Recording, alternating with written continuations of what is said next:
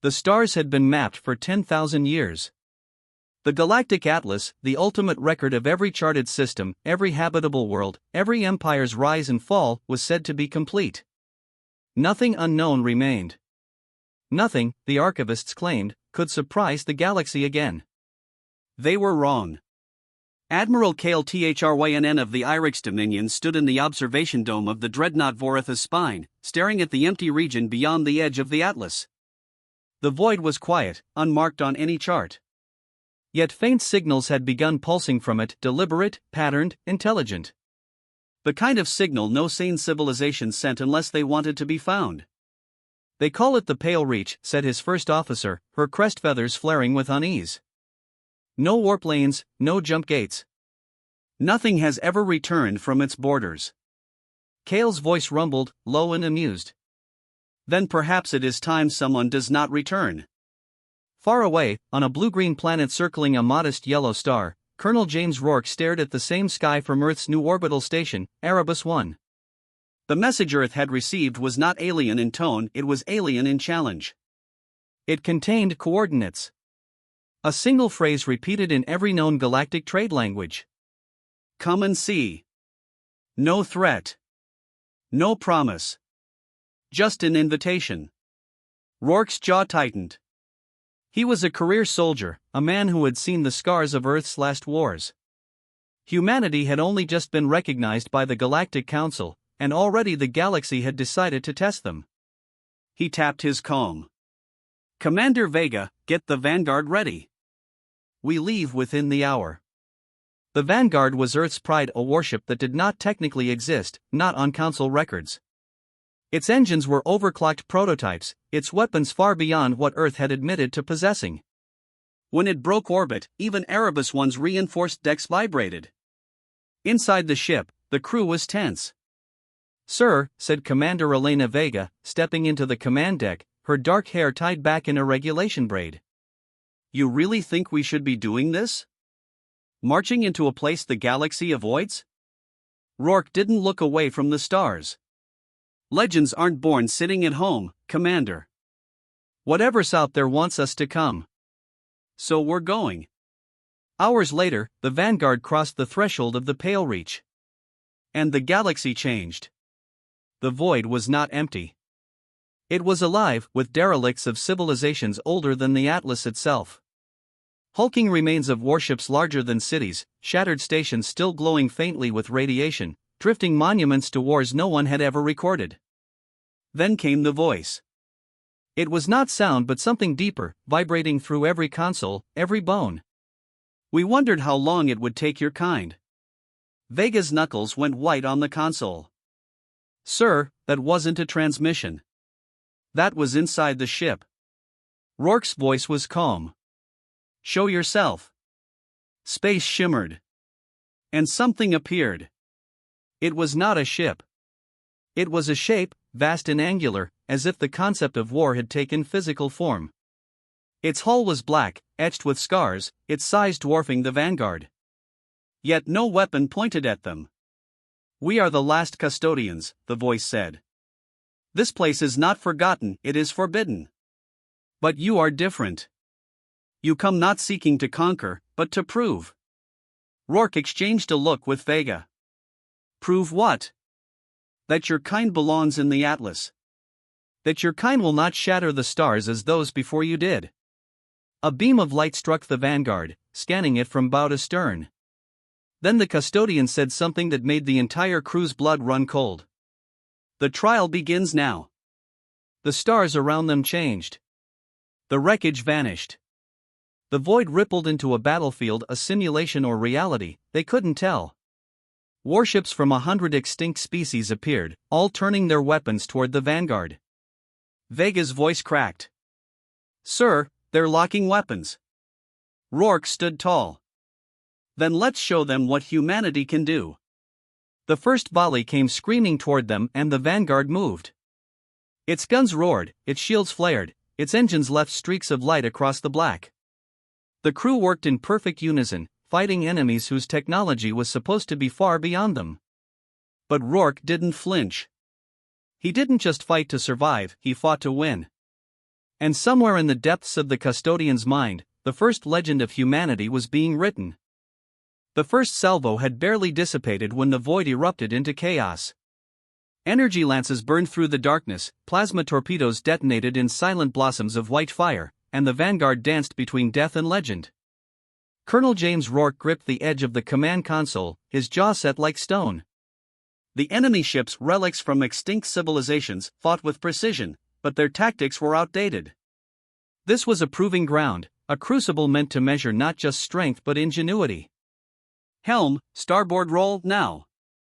The vanguard twisted on its axis, flipping over the incoming barrage. Its belly guns unleashed a storm of railfire, shredding 2 frigates before they could turn. Targets neutralized, reported Lieutenant Marcus Hale, the ship's weapons officer. But they're sending in a new wave, heavier hulls this time. On the forward display, battleships materialized, leviathans of alien war design, bristling with cannons. Commander Elena Vega's voice was taut. "Sir, their mass signatures are off the charts. If this is just the beginning of the trial, it means we fight harder," Rourke said. "Load Hellspike rounds. I want their attention." The vanguard surged forward like a predator. Its engines howled, and from its spinal cannon, a single hyperdense slug screamed across the void. The nearest battleship imploded, its shields unable to absorb the hit. That got the custodian's attention. The voice returned, echoing through every circuit, calm yet sharpened with something almost like curiosity. Aggression tempered with precision. Efficient. Dangerous. This is what we feared, and what we hoped for. Rourke glanced at Vega. Did they just say hoped? The trial is not merely destruction, the custodian intoned. It is to see whether you destroy wisely. The next wave appeared not as warships, but as refugee vessels. Old, tattered colony ships filled the screen, moving slow, defenseless, between the vanguard and the surviving enemy fleet. The trap was obvious. Firing through the refugee ships would annihilate them, but holding fire would leave the vanguard open to the battleship's next barrage. "Orders, Colonel?" Vega asked, her voice hushed. The crew waited. Rourke's stare hardened. "No civilian ship gets hit. Reroute power, shield bubble full forward. We're going through them." The vanguard plunged into the gauntlet. Enemy fire slammed into its shields, hammering the hull, but it refused to return fire until the last refugee ship was clear. When they finally broke through, the vanguard turned with predator grace, unloading a full broadside at the pursuing fleet. The battleships died one by one, not a single refugee vessel scratched. When the last target went dark, silence fell. Then the custodian spoke again, but this time there was something different in its tone. "You spare the weak, even at cost to yourself. This is rare. Long ago, others who came here saw mercy as weakness. They did not leave." Vega looked at Rourke. "Sir, I think we just passed the first part of the trial." Rourke exhaled slowly, his hand finally releasing the console. "Then what's next?" The void shifted once more. But this time, they were no longer surrounded by alien fleets. Instead, the vanguard floated above a planet, one that didn't exist on any map. Its surface glowed with forests, oceans, and cities of black stone, all abandoned. "Land," the custodian commanded. "The next trial is not of steel, but of soul." The vanguard descended through turbulent skies and landed on a black monolith platform that rose from the planet's crust. The air outside was breathable, though unnervingly still. Rourke led the away team, Vega, Hale, and 4 Marines in full combat gear. The moment their boots touched the stone, glowing glyphs spiraled out from their landing site, forming a path toward a colossal temple-like structure. Inside, the walls were covered in carvings, depictions of wars stretching across eons, of civilizations rising and falling. And in the center stood a single obsidian obelisk. When Rourke approached, it flared with light. "Place your hand," the custodian's voice said. "Let us see if your heart is aligned with your actions." Rourke removed his glove, ignoring Vega's warning look, and pressed his hand against the surface. The world disappeared. Rourke stood alone in a place that was not space, not time, a realm of memories and fears. He saw himself on Earth during its last war, saw the decisions he had made, the lives he had taken to end a conflict before it could spiral into planetary annihilation.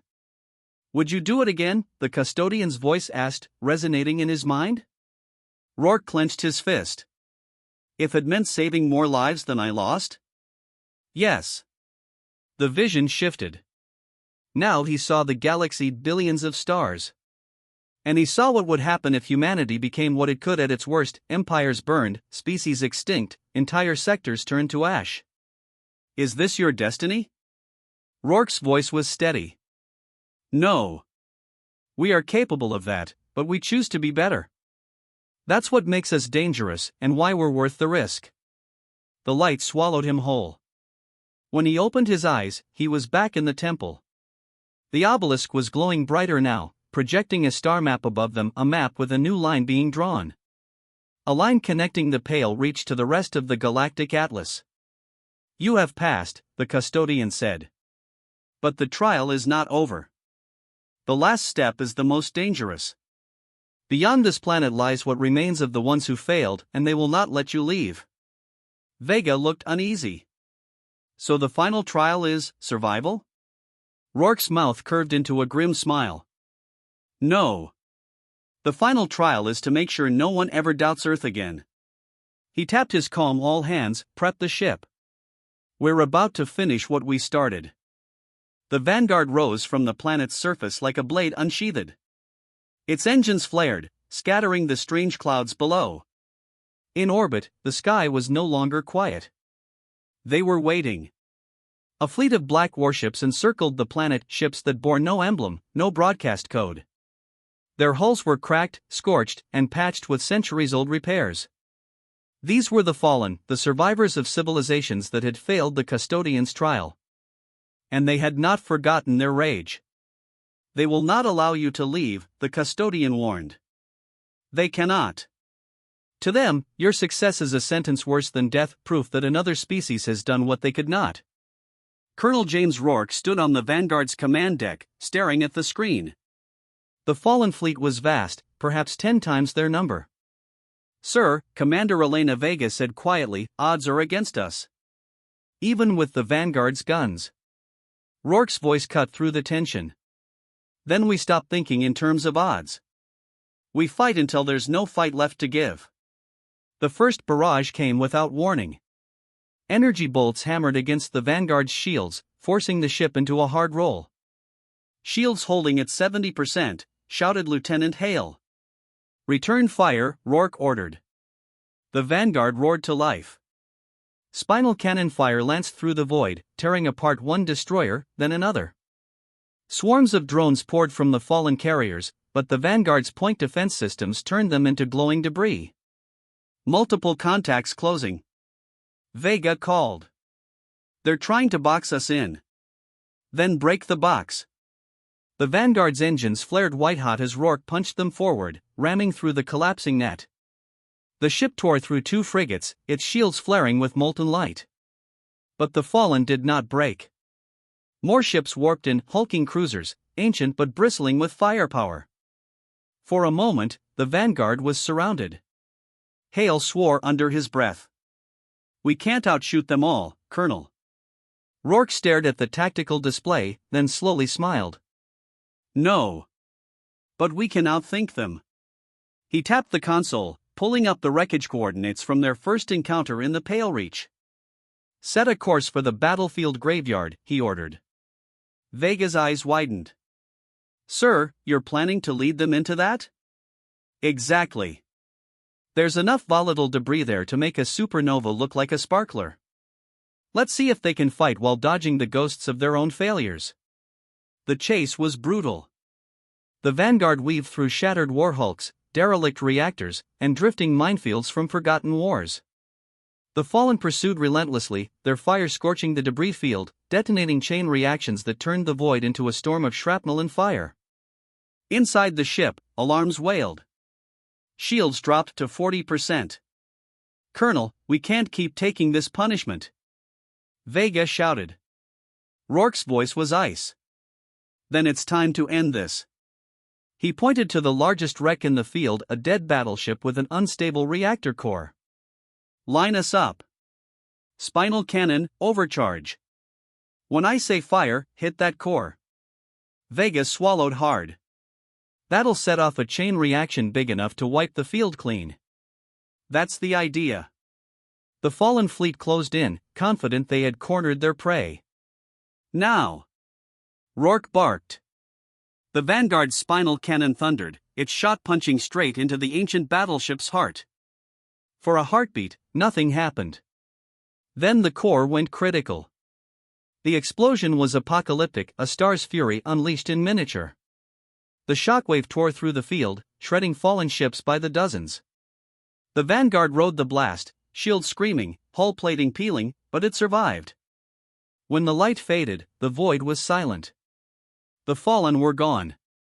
You have done what they could not, the custodian's voice said at last. You faced the darkness within and without and chose to rise. On the star map, the line connecting the pale reach to the galactic atlas solidified, no longer faint but blazing bright, as if engraved in the cosmos itself. From this day, the custodian intoned, your kind is no longer merely counted among the stars. You are written into legend. The crew erupted into cheers, but Rourke simply stood there, watching the stars. Set a course for Erebus 1, he said quietly. The galaxy's going to have questions. And I intend to answer them. Vega allowed herself a small smile. What do we tell them, sir? Rourke's expression hardened, though there was pride in his eyes. Tell them the map doesn't end where they thought. Tell them humanity has drawn its own border and dared the galaxy to cross it. When the Vanguard re-entered charted space, the Galactic Council's comms channels were flooded with transmissions. Demands. Fears. Warnings. Rourke sent back only a single message. The Pale Reach is no longer forbidden. Earth stands as its guardian. If any would challenge that, come and see. And across the galaxy, empires stirred uneasily. For the first time in millennia, the Atlas had changed. And at the edge of that map, where blank space had once been, a new inscription burned. Here begins the domain of humankind. Beware, for here legends are made.